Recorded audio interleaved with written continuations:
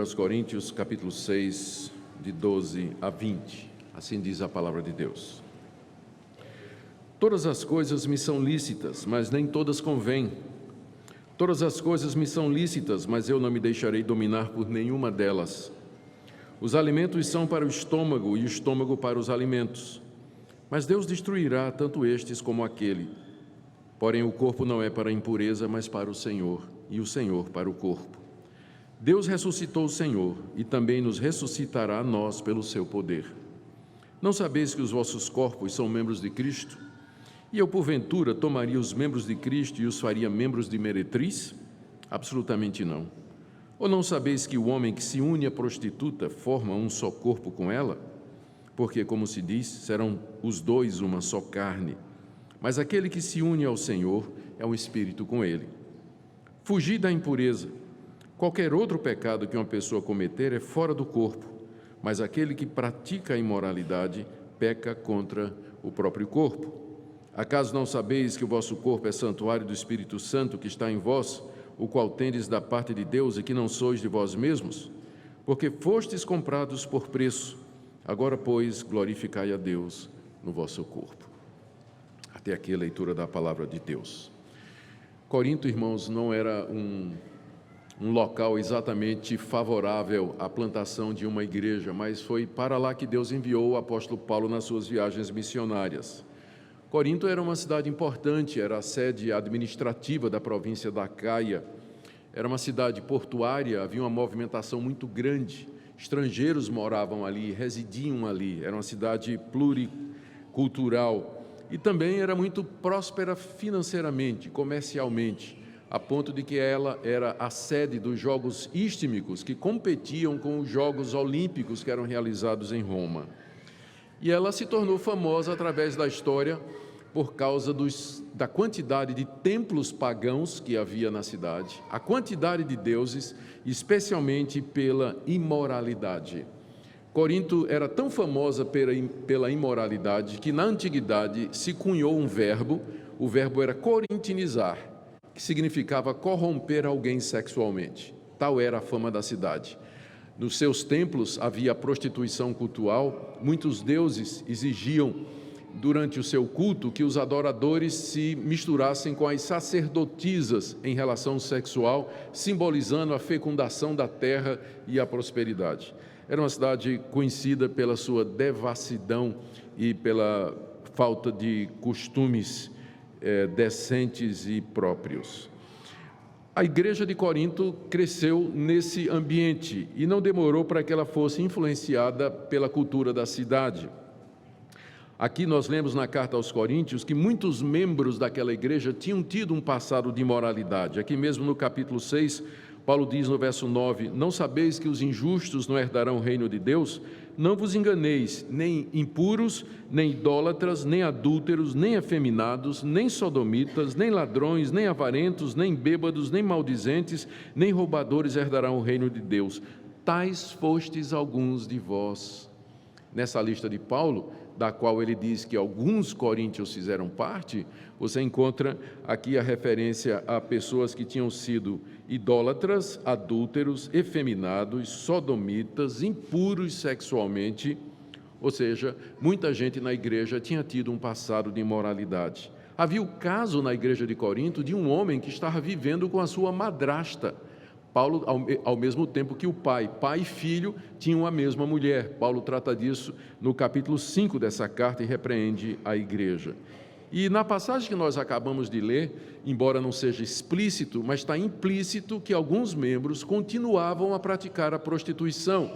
Eles, quer seja nos templos pagãos, quer seja nas ruas de Corinto, ou de outra maneira, como Paulo diz aqui no verso 15, porventura eu tomaria os membros de Cristo e os uniria a uma meretriz? E no verso 16, não sabeis que o homem que se une à prostituta forma o seu corpo com ela?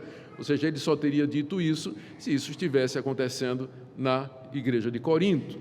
Ou seja, aquela igreja tinha um problema sério com relação à sexualidade. Havia a prática de impureza sexual em diversos níveis. E aparentemente, esses imorais da igreja, eles estavam usando um refrão para justificar a maneira de viver deles, do tipo assim: tudo é lícito ao cristão, os pecados já foram perdoados, sexo é uma coisa normal e natural, Deus nos criou com impulso sexual, tudo é permitido ao cristão, já que Deus criou todas as coisas e o cristão então é livre para participar de todas elas.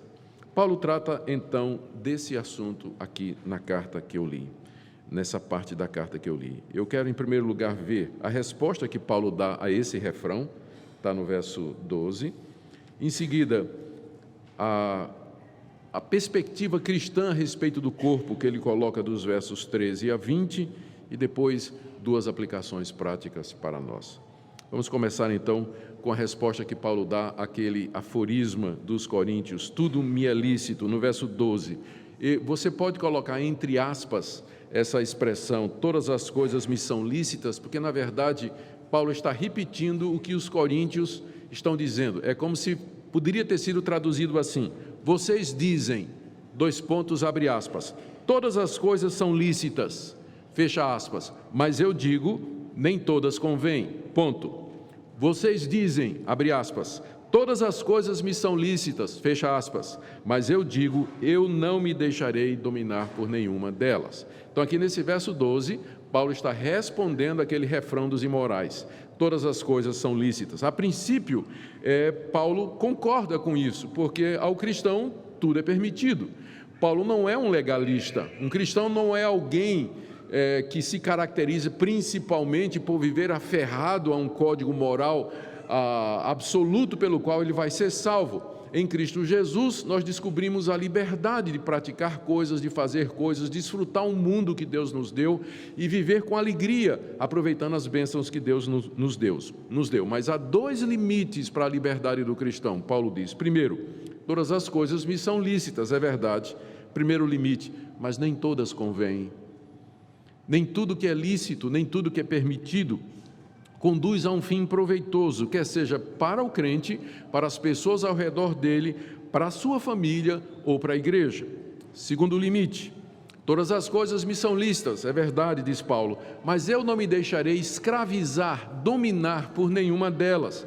O desejo sexual, ele é bom e é legítimo, mas os coríntios haviam deixado se dominar pelo desejo, perderam o controle dos seus corpos e se entregaram à prostituição, à fornicação e ao adultério. Tudo é lícito, mas nem tudo edifica, nem tudo convém, e eu não posso me deixar dominar por coisa nenhuma, inclusive as coisas lícitas.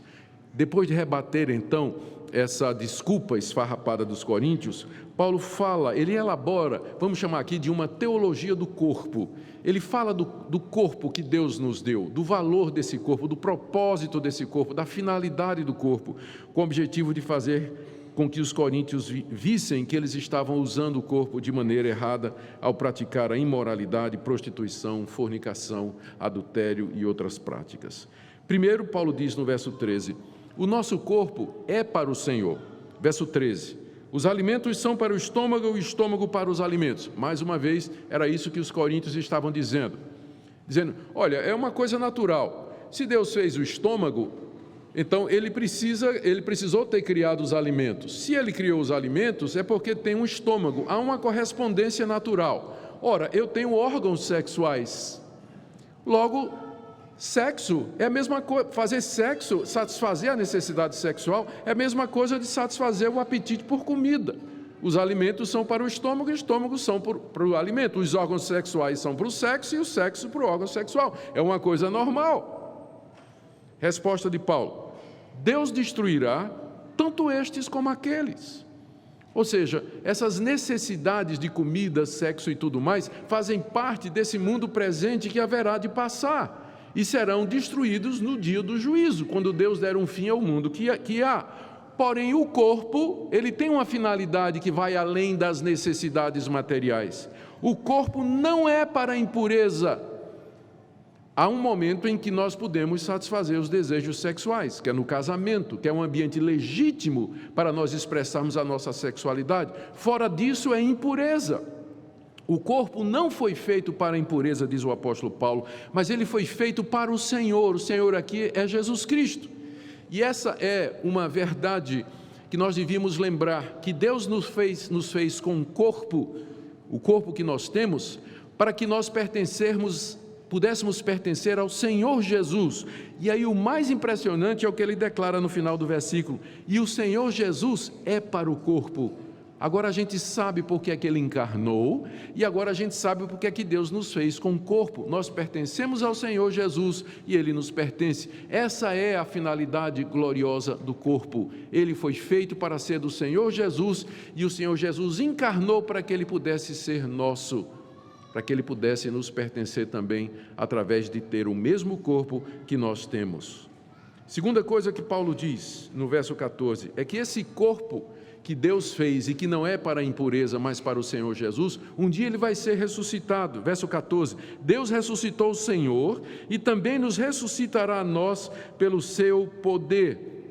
Deus ressuscitou a Jesus Cristo dentre os mortos. O que saiu da sepultura no domingo de manhã não foi um fantasma, não foi um corpo etéreo, um corpo espiritual feito de gás, um holograma como nós temos hoje, uma projeção, mas Jesus ressuscitou com um corpo real, o corpo com o qual ele viveu, só que é um corpo glorificado, um corpo exaltado, celestial, mas físico, com propriedades naturais e sobrenaturais. Deus ressuscitou o Senhor Jesus, e Paulo continua, e portanto nos ressuscitará a nós também pelo seu poder. Ou seja, esse meu corpo, conquanto agora marcado pela doença, pela fraqueza, marcado pelo pecado, ele tem uma finalidade gloriosa. Ele será igual ao corpo de Jesus Cristo, igual ao corpo que Jesus tem agora. Quando eu penso nesse fim glorioso que Cristo deu ao meu corpo, eu fico com vergonha toda vez que eu uso ele da maneira errada. Toda vez que eu uso ele para fazer o que eu não devo, eu deveria me envergonhar quando eu penso no propósito glorioso que Deus deu ao corpo que ele me concedeu, que é a ressurreição dos mortos e a glória eterna. Segundo, o terceiro argumento de Paulo, está aí do verso 15 ao verso 17, é que os nossos membros, eles são membros de Cristo. Não sabeis, diz ele no verso 15, que os vossos corpos são membros de Cristo? Vocês não sabem que Cristo habita em nós e que nós somos a extensão física aqui nesse mundo de Jesus Cristo, através da habitação dele em nós, a ponto de nós dizermos que os nossos corpos são os membros de Cristo. Ele está encarnado em nós, no meio do seu povo hoje, ele vive em nós. Aí ele faz a pergunta: e eu porventura tomaria os membros de Cristo, que é o meu corpo, e os faria membros de meretriz? O que Paulo está dizendo aqui é que na hora que você se deita com o seu namorado, numa relação promíscua, já que vocês não são casados, na hora que você paga os serviços sexuais de alguém, você que se declara cristão, você está levando Cristo para aquela relação. Quando você trai a sua mulher, você trai o seu marido com outra pessoa, quando você se deita com alguém que não é o seu legítimo marido ou legítima esposa, você está levando Cristo para aquela relação. A pergunta de Paulo é: eu vou envolver Cristo no meu adultério? Eu vou levar Cristo para um bordel? Eu vou levar Cristo para o banco de trás do carro para ter relações com a minha namorada, ou qualquer outro lugar, ou para um motel? Isso para o crente deveria fazer o crente corar de vergonha, porque ele é membro de Cristo, o seu corpo é membro de Cristo, é onde ele vai, Cristo vai, o que ele faz, Cristo faz. E a base para a resposta de Paulo no final do verso 15 é: absolutamente não, é claro que eu não posso fazer isso. E ele argumenta no verso 16 o motivo: não sabeis que o homem que se une à prostituta forma um só corpo com ela? Como está escrito, serão os dois uma só carne. Paulo aqui está baseando-se no relato da criação de Gênesis capítulo 1 e capítulo 2. Depois de Deus ter criado o homem e a mulher, os uniu e disse: vocês dois serão uma só carne. Vocês agora não são mais dois, mais um, uma biunidade. Ou seja, pelo relacionamento sexual, eu me uno a outra pessoa. Portanto, se eu me deito com uma prostituta, se eu me deito com uma pessoa que não é o meu legítimo cônjuge, eu estou me unindo àquela pessoa e, portanto, levando Cristo para aquela relação. E Paulo, ao pensar nisso, ele responde com um não. Verso 17: aquele que se une ao Senhor é um espírito com ele. Nós já estamos unidos ao Senhor Jesus, nosso corpo é a expressão dele aqui nesse mundo, nossos membros são membros do corpo de Cristo, estou unido a ele, assim como um homem está unido à sua legítima esposa pelo casamento e pelo relacionamento matrimonial. Por isso, a imoralidade é um pecado contra essa união mística do crente com Jesus Cristo. Quarto ponto de Paulo está no verso 18, ele diz: qualquer outro pecado que uma pessoa comete é fora do corpo, mas aquele que pratica a imoralidade peca contra o próprio corpo. Todos os pecados são iguais diante de Deus, mas como nós vimos na última vez, alguns pecados trazem consequências mais severas e mais adversas. Os pecados de natureza sexual contra o sétimo mandamento, eles trazem consequências, sequelas para as pessoas que praticam, para as pessoas com as quais ele praticam, para as pessoas com qual estão relacionados, afeta o indivíduo, afeta a família, afeta os filhos, afeta a sua memória, afeta a sua história, afeta toda a sua vida. Por isso que é tão sério. Todos os outros pecados são fora do corpo, mas quem pratica a imoralidade peca contra o próprio corpo. Há uma consequência mais pesada na prática da imoralidade do que no contar uma mentira, embora mentir e adulterar sejam igualmente pecado diante de Deus, mas as consequências são diferentes. Nós acabamos pela imoralidade atingindo a nossa própria essência, porque Deus nos deu um corpo para que fosse de Jesus Cristo. A imoralidade atinge a própria essência do nosso ser. Em seguida, no verso 19, nós encontramos o quinto argumento do apóstolo Paulo. Acaso não sabeis que o vosso corpo é santuário do Espírito Santo que está em vós, o qual tendes da parte de Deus e que não sois de vós mesmos? Vocês ignoram isso? Paulo pergunta aos coríntios. Que vocês são o santuário do Espírito Santo. A palavra santuário aqui, palavra grega naos, que se refere ao santo dos santos, que era aquela parte mais interior do templo e depois do tabernáculo, onde somente o sacerdote podia entrar uma vez por ano, e onde estava a arca da aliança, e onde Deus descia com a nuvem da Shekinah e mostrava a sua glória. Era o local onde Deus habitava. Deus não habita mais em templos. Deus não habita mais em tabernáculos, em construções feitas por homens. Onde é que Ele habita? Ele habita em nós. Nós somos o santuário de Deus. Nós somos o templo de Deus aqui nesse mundo. Nós somos o santuário de Deus aqui nesse mundo. O Espírito de Deus habita em nós. E esse Espírito veio da parte de Deus. E que, portanto, final do verso 19, vocês não são de vocês mesmos. Vocês não se pertencem, vocês não têm o direito de fazer o que quiser com o corpo de vocês, porque ele é o santuário de Deus, mediante o Espírito Santo que Deus mandou. O último argumento de Paulo está no verso 20. Ele explica isso, ele diz: vocês não são de vocês mesmos. Por quê? Verso 20, porque fostes comprados por preço. O nosso corpo foi redimido da corrupção, da destruição e do inferno por um preço muito alto, que foi o corpo de Cristo pendurado na cruz, sangrando por nós, sofrendo por nós, sendo torturado ali, experimentando os sofrimentos do inferno no nosso lugar, para que o nosso corpo pudesse ser redimido da escravidão do pecado e se tornasse templo do Espírito Santo. Estes são os argumentos. Revendo com vocês: meu corpo foi criado para ser de Jesus, e o Senhor Jesus veio a esse mundo para que ele fosse nosso. Segundo, Deus vai ressuscitar o meu corpo, ele tem um fim glorioso, um propósito divino. Terceiro, eu estou unido a Jesus Cristo, e meu corpo é membro, meus membros são o corpo de Cristo. Se eu me unir a uma prostituta, uma meretriz, ou uma pessoa que não seja meu legítimo cônjuge, eu estou levando Cristo para essa relação e, portanto, eu estou pecando contra essa relação. Próximo argumento: o pecado de imoralidade atenta contra o meu próprio corpo, que me foi dado por Deus como um dom da minha existência aqui nesse mundo. Quinto argumento: o meu corpo é santuário do Espírito Santo, que eu tenho da parte de Deus e não sou meu. E o último: Cristo pagou um grande preço para que eu pudesse ser habitação do Espírito Santo. Quais são as duas conclusões que nós encontramos no texto. Há duas aplicações práticas aqui no texto que eu quero ver com vocês, feitas pelo apóstolo Paulo. A primeira delas está no verso 18, deveria estar no final, mas Paulo às vezes adianta as conclusões. No início do verso 18 ele diz: fugi da impureza. Essa é a primeira aplicação prática. Portanto, à luz de tudo isso, fujam da impureza. Impureza aqui é a palavra porneia no grego, que expressa toda a gama de pecados sexuais. Fujam. O que é que significa fugir?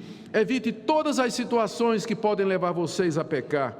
Orem sempre pedindo a Deus o livramento. Cortem tudo o que pode provocar imoralidade. Escape de todas as situações perigosas. Fuja da imoralidade, da impureza. Ela está ao seu redor. Paulo está escrevendo para crentes que viviam numa cidade corrompida, como a cidade de Corinto. E não é diferente hoje. O ambiente em que nós encontramos no Brasil, na sociedade ocidental moderna, é de devassidão, de laxidão dos costumes. As pessoas fazem o que querem. Não há mais referencial do certo e do errado. Todos vivem para gratificar os desejos do corpo, mas nós não somos assim. Nós temos um Deus que nos criou, que nos deu uma finalidade ao nos conceder um corpo e destinou esse corpo para ser a sua habitação e para, com ele, nós podermos viver um novo céu, uma nova terra onde habita a justiça mediante a ressurreição. Nós não somos como o mundo. Fuja da impureza, querido. Fuja da impureza. Segunda orientação, final do verso 20. Agora, pois, conclui Paulo, à luz de tudo isso, glorificai a Deus no vosso corpo. Como sempre o pessoal usa versículos fora de contexto, não é? Eles dizem assim: glorificar a Deus no vosso corpo é você fazer coreografia no culto. Vamos fazer trenzinho de Jesus, né? Vamos glorificar a Deus com o corpo também, né? Todo mundo movimentando aí, vamos lá, né? Vamos sambar aqui para a glória de Deus no corpo. Esse versículo não está falando disso. Glorificar a Deus com o corpo significa você usar o seu corpo da maneira que Deus determinou, de uma maneira que Deus receba toda a glória. Significa cumprir o propósito pelo qual Deus lhe deu o seu corpo, ou seja, viver uma vida santa e uma vida reta diante dele.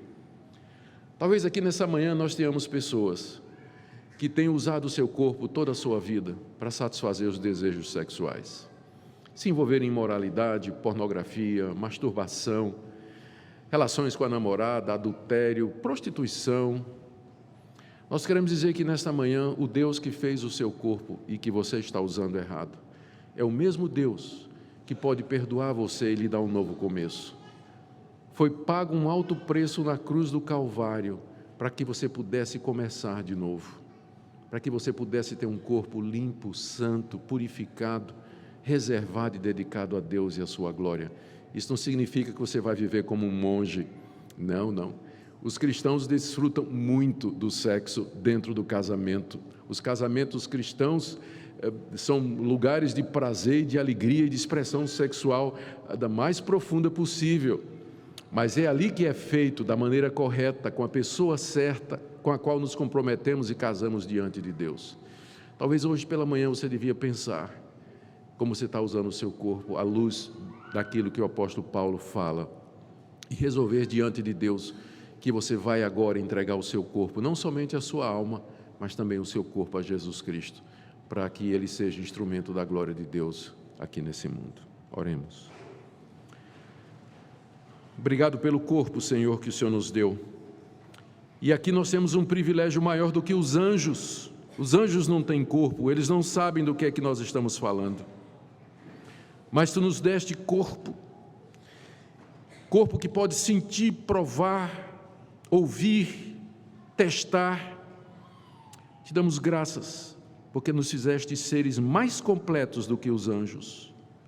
Pedimos perdão quando nós temos usado o nosso corpo de maneira errada. E eu peço que o Senhor nos ensine a ver o destino glorioso que o Senhor tem para o nosso corpo.